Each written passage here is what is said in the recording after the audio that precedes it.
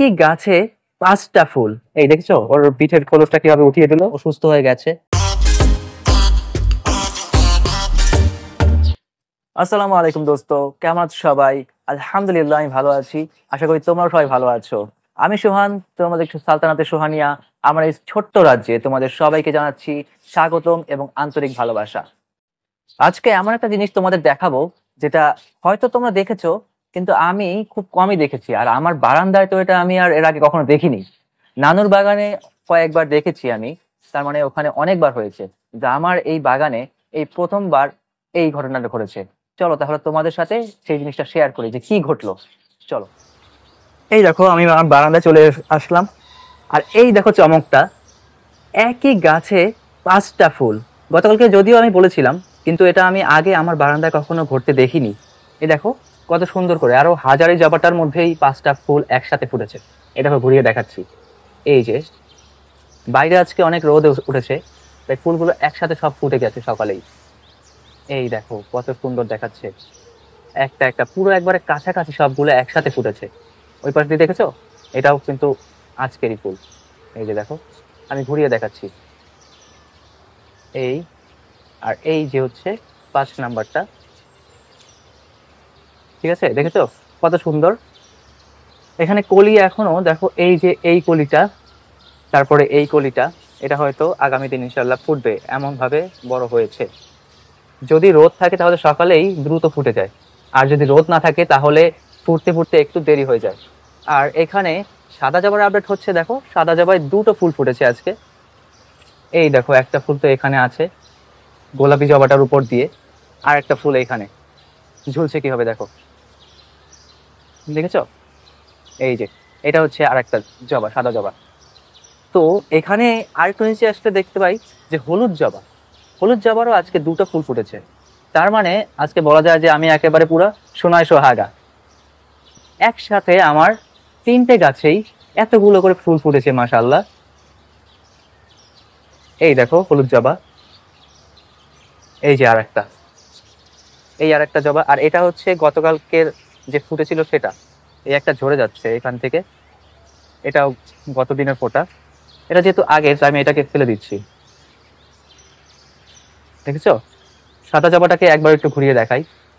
এই যে সাদা জবা আমার, এই যে দেখো কিভাবে বেঁকে রয়েছে, খুব সুন্দর একটা আকৃতি ধারণ করেছে কিন্তু,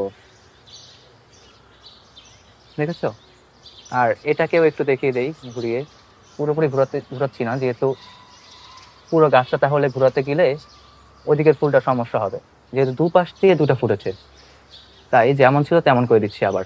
আর এই যে হাজারি জবাটাকেও, এটাকেও আমি যেভাবে ছিল সেভাবে ঘুরিয়ে দিচ্ছি।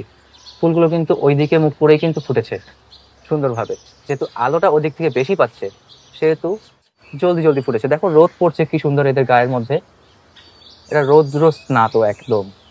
এই দেখো এটা কেমন মাইকের মতো উপর দিকে, যেন এখনই এখান থেকে আওয়াজ আসবে। আর এগুলো দেখো পুরো মাইকের মতো, একদম হাজারি জবাটার মতোই তো দেখা যাচ্ছে, শুধু কালারটা হচ্ছে হলুদ। তো এটাকে আমি ঘুরিয়ে দিচ্ছি। আর এর মধ্যে এই যে হলুদ জবার যে মাটির জায়গাটা রয়েছে, এখানে দেখো আমি আজকে একটা জিনিস আবিষ্কার করলাম পানি দিতে এসে। এই দেখো এটাকে আমি দেখাচ্ছি, একটু লাড়া দিই। এটা কি দেখেছো? ছোট্ট শামুক বা স্নেইল যেটা বলে। স্নেইল আর শামুকের মধ্যে পার্থক্য কি আমি জানি না, আমি ছোট থাকতে শুনেছি যে স্নেইল মানেই নাকি শামুক। তাহলে এটাকে দেখো, এটাকে দেখতে একটু সুন্দর লাগছে, যেমনটা আমরা ডিসকভারিতে দেখে থাকি মাঝে মধ্যে। আমার মনে হচ্ছে যেন অ্যাকুরিয়ামে ভরে রাখি, কিন্তু আমার কাছে তো অ্যাকুরিয়াম নেই বা মাছ নেই। এটাকে রেখেছি যদিও কতক্ষণের জন্য, জানি না এই গাছের কতটা ক্ষতি করে কতটা উপকার হয় আমি বলতে পারি না। তবে যতটুকু জানি যে গাছের ক্ষতিই হয়, শামুক বা এই ধরনের যেগুলো আছে, কেঁচো। কেঁচো সারটা উপকারী, কিন্তু কেঁচো মাঝে মধ্যে মাটির ভিতর থাকতে থাকতে বাসা করতে করতে গাছের গোড়া পর্যন্ত খেয়ে ফেলে বা কেটে ফেলে, তখন গাছটা মারা যায়। দেখো কত সুন্দর করে হাঁটে, লম্বা লম্বা করে, যেমন জেলি জেলি ভাব। এই দেখছো ওর পিঠের খোলসটা কিভাবে উঠিয়ে দিল। এটা আজকে সকালে আমি দেখলাম এখানে, তাই এখন রেখে দিয়েছি তোমাদের দেখাবো বলে। এদিকে 9 o'clock-এর গাছগুলোতে কলি আছে, কিন্তু ফুল এখনো ফোটেনি। অনেকদিন টানা ফুটেছে তো, আর আমি কেটে এগুলোকে আবার এই পাশে লাগিয়েছিলাম, তাই এগুলো ফুল আসতে একটু দেরি হচ্ছে। আর যেহেতু ফুল আসতে দেরি হচ্ছে, আমি আজকে ওদের রোদ লাগার জন্য এই পলিথিনটা একটু উঠিয়ে দিয়েছি। আর অনেকটাই রোদ হয়েছে। এখানে দেখো আমার হলুদ জবার গতকালকে যে দুটো ফুল ছিল সেটা ঝরে পড়ে গেছে। আর এখন নতুন যে কলি আছে, এই যে এটা, তারপর এই যে এইটা, তারপর নিচে একটা আছে, নিচের দিকে একটা আছে, এ পাশেও আর একটা আছে, এই যে। তো এগুলো হয়তো ইনশাল্লাহ আগামী 2-3 দিনের মধ্যেই ফোটা শুরু করবে। আর এখানে দেখো পলিথিন দিয়ে দিয়েছিলাম গতকালকে বিকেলে।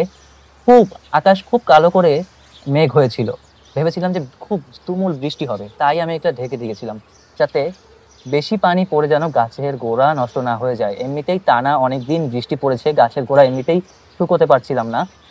তাই ভাবলাম যে বৃষ্টির পানি যদিও উপকারী, তারপরও এক টানা এত বৃষ্টির পানি দিতে গেলে গাছই বাঁচতে সমস্যা হয়ে যাবে। আর এই দেখো খেজুরের যে চারাটা আছে আমার, এখান থেকে একটা নতুন পাতা বের হচ্ছে। আর এখানে আমি আরেকটা জিনিস দেখলাম, আমি এমনিতেই খুব দুষ্টুমি করেই একটা খেজুর বীজ এখানে লাগিয়েছিলাম ইচ্ছে করে। দেখো এটাকে ভাবলাম যে গাছ যেহেতু হয়নি একটু উঠিয়ে দেখি। তো উঠিয়ে দেখে দেখলাম যে এরও গাছ হোক আর না হোক কিন্তু শেকড় বের হয়েছে। দেখো, দেখেছো, শেকড় কিন্তু গজিয়েছে। তাই আমি আবার এটাকে যেখানে ছিল সেখানেই রেখে দিয়েছিলাম, যদিও হয়তো বা ওঠানোতে এটা আর সার্ভাইভ করতে নাও পারে। আর এখানে যে আগাছাটা ছিল সেটা আমি উঠিয়ে দিয়েছি যাতে এখানে একটু রোদ লাগে। দেখো এই যে আজকে খেজুর গাছটার এখানে রোদও এসেছে।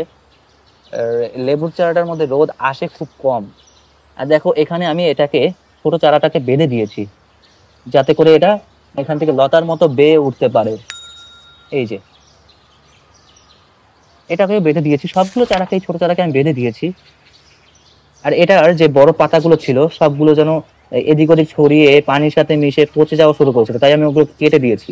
জানি না সার্ভাইভ করবে কিনা, তবে যেহেতু টিকে গেছে হয়তো বা সার্ভাইভ করবে, কিন্তু হয়তো রোগ বালাই একটু লাগতে পারে। তাই ওকে আমার জলদি জলদি যত্ন নেওয়া শুরু করতে হবে, বিভিন্ন কিছু দিতে হবে ওর মধ্যে। এই যে আরেকটা চারা আমার, এটাকেও বেঁধে দেওয়া হয়েছে। আর এ পাশের কলমিতে আজকে রোদ পাচ্ছে, তার মানে ইনশাল্লাহ এগুলো তাড়াতাড়ি বড় হয়ে যাবে।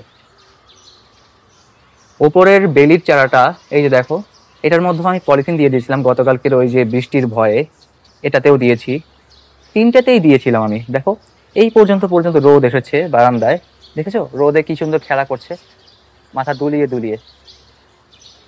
ইনশাল্লাহ আবার সামনে হয়তো ফুলের সিজনে ফুল পাবো, গাছ যদি বেঁচে থাকে অবশ্যই ইনশাল্লাহ ফুল পাবো। আর এই দেখো এটার যে একটা নতুন ডাল বের হয়েছিল ছোট, দেখেছিলাম, সেটা দেখো আজকে কোন পর্যন্ত উঠে এসেছে। অল্প কয়েকদিনের মধ্যেই আল্লাহর রহমতে এটা অনেক বড় হয়ে গেছে।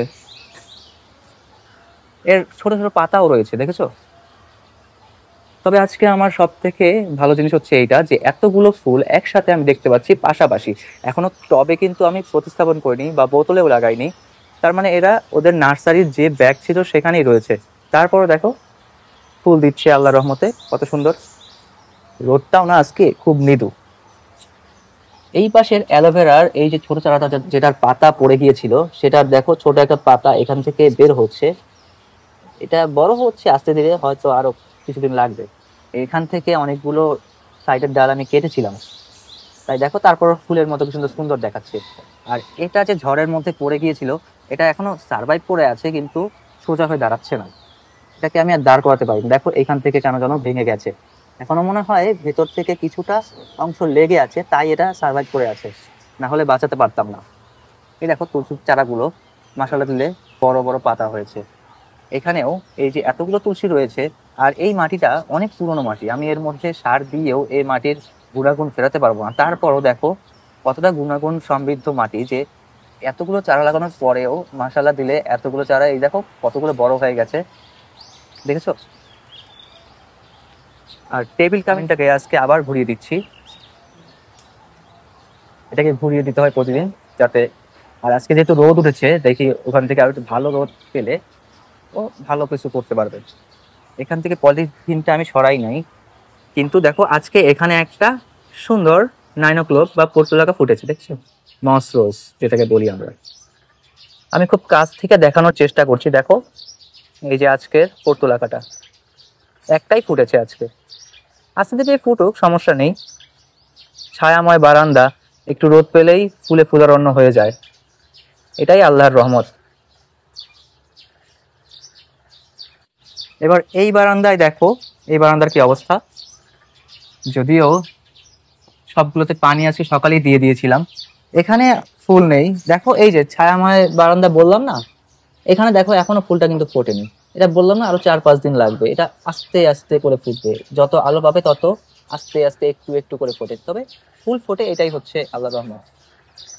এখানে ড্যাফোডিল বা ওই যে পর্তুলাকা যেটা, সেটা আজকে হয়তো ফোটেনি, একটা ফুটতে দেখেছি আমি এখান থেকে বাইরে। এই যে একটা ফুটে আছে এখানে, বাকিগুলো আর ফোটেনি, হয়তো কলি নেই। সিঙ্গোনিয়ামের এই যে বোতলটার মধ্যে আমি পানি ভরে দিয়েছি আবার। আর এটার পাতাটা ফেলে দিতে হবে, ওখান থেকে ও স্পাইডার প্ল্যানেরও অনেকগুলো পাতা হলদে হয়ে আছে, ওগুলো ফেলতে হবে। আর এই যে অ্যারোমেটিক জুঁইয়ের যে ফুলগুলো ফুটে আছে সেগুলো হচ্ছে নতুন, পুরানগুলো সব ঝরে গেছে। এটা হচ্ছে আমার সেই বড় অ্যালোভেরাটা, আর পাশেরটা হচ্ছে তার চারা। এখানে দেখো মরিচের চারাগুলো আস্তে ধীরে বড় হচ্ছে, ছায়াযুক্ত স্থানে তো রেখেছি যাতে তাড়াতাড়ি বড় হয়। এগুলোকে এখনো প্রতিস্থাপন করা হয়নি, হবে ইনশাল্লাহ আস্তে ধীরে। জায়গা করতে হবে, আমার বারান্দাটা আস্তে ধীরে গোছাতে হবে। এই দেখো লাল জবার গাছটা কত সুন্দর দেখা যাচ্ছে এখান থেকে। এই যে একটা উপরে কলি আছে, এটাও আস্তে ধীরেই বড় হচ্ছে, অনেকদিন ধরে এটা দেখছি আমি। তুলসীর গাছগুলো দেখো দাঁড়িয়ে আছে, পানি পেলেই এরা সতেজ হয়ে যায়। আর ওই পাশের বারান্দা থেকে আমার এই পাশের বারান্দার কলমিগুলো আল্লাহর রহমতে একটু বড় হয়েছে। ও পাশেরটাও আজকে যেহেতু রোদ পাচ্ছে হয়তো বড় হয়ে যাবে। কুমড়োর চারাটার এদিক থেকে সব পাতা ঝরে গেছে, এখান থেকে মরিচের চারাটারও কয়েকটা পাতা হলুদ হয়ে গেছে, উপরের দিকে ঠিক আছে। আর এই যে আমার ধনে পাতার যে গত দিনের কাটিং গুলো লাগিয়েছিলাম সেগুলো এই যে এখানেও আছে। এখানে কুমড়োর চারাটা দেখো ওদিক থেকে এনে সামনের দিকে বেরিয়ে গিয়েছিল, এইদিকে চলে গিয়েছিল, আমি এখান থেকে নিয়ে এসে এটাকে ঘুরিয়ে এখানে রেখেছি। এখন দেখো আবার সেই দিকে যাওয়া শুরু করেছে, দেখেছো? মাথা কিন্তু ওদিক দিয়ে বের করে দিয়েছে।